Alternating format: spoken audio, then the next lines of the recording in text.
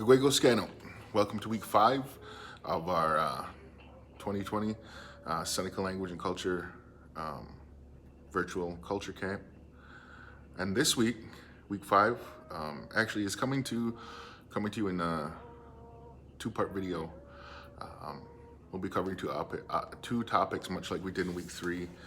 This week, we'll be looking at one of our Ganonyo elements, and it kind of becomes a complicated area where, depending on the speaker and their experience with the language and particularly the content of Ganonyo, some of them may change. This is where you can start to not move around the items a little bit, but yeah, have some flexibility with how you group them and how you might put them in a certain order on the path that the Ganonyo follows.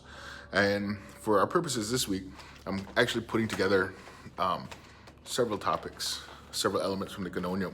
The first one being the grasses, Hatdiot Gyotzage, all of the low-lying grasses, Hatdiot Nokwasage, all of the various medicines, and Hatdiot Jiage, all of the fruits and berries, as well as the one we specify by itself for its medicinal qualities is Sesa Ojistundatsat, the wild strawberry. And I kind of put them all together because I think this week's topic has a lot of relevance, as I've had a lot of thoughts in my mind the last couple of weeks in regards to things that have been going on in many of our communities. There's many really important conversations going on in not only the Cattaraugus territory, but all across the Ongwe communities across Turtle Island. And so I have kind of an idea that I hope to be able to string together a few of these ideas and they'll make sense in the end. And I hope to have you let me know what you think in the comments later on. So my theme for this week's topics are, of course, first the medicines, and then some ideas from the Peacemaker's journey, the story of the Peacemaker and part from the Great Law. But the overall theme again is traditional medicine for change, and hopefully, this might make sense when these videos are completed.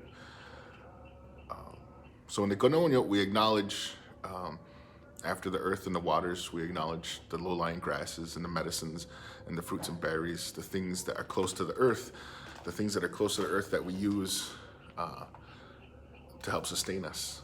And the strawberry, again, really ties into our connection with the children.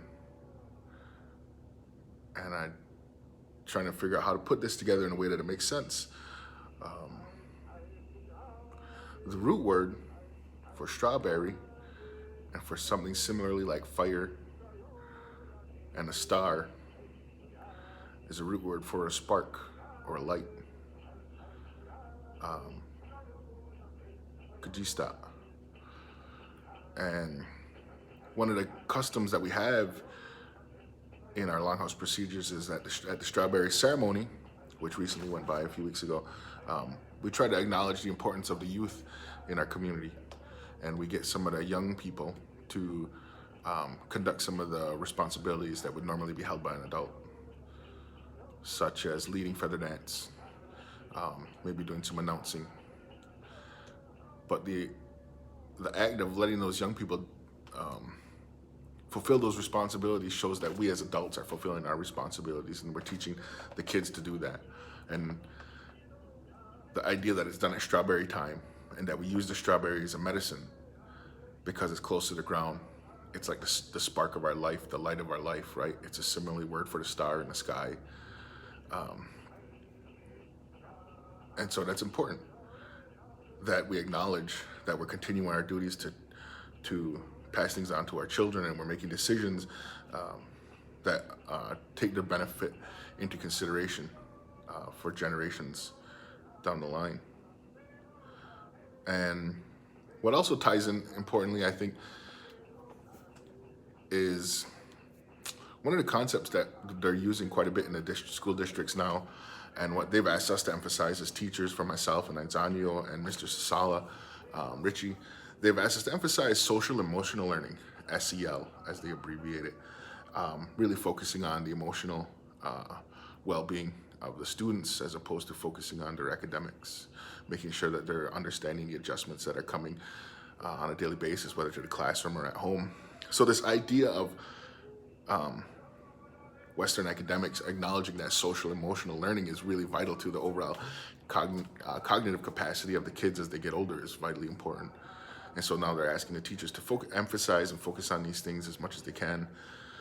And I like to overlay that idea over ideas we have in our own culture. So one of the things the elders always described in our oral traditions is that we as Ongwetwe people, indigenous people to Turtle Island, we consider ourselves the youngest of the Creator's children. We're the youngest person. We're the baby of the family. And just as you might notice your younger children have a higher emotionality in engaging with their parents or their guardians or their brothers and sisters, us as an indigenous people, we're the same way. We're the youngest to be here on earth. So our connection to the earth and to Creator is still stronger in a sense that most other cultures might not understand. So the idea that us being a spiritual people are important, our connection to the earth is something that we try to maintain. And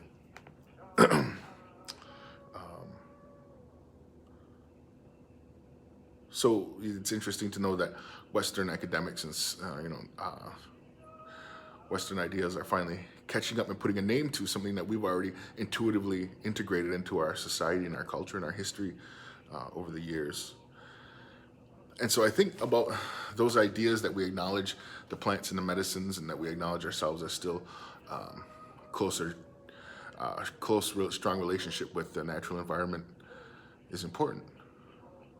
And how that translates to how did I use it in my life is asking myself, what is your daily dose of traditional medicine that you try to take? We got to take vitamins, we got to take blood pressure medication, diabetes medication, whatever it might be, thyroidism. So we all have to take something.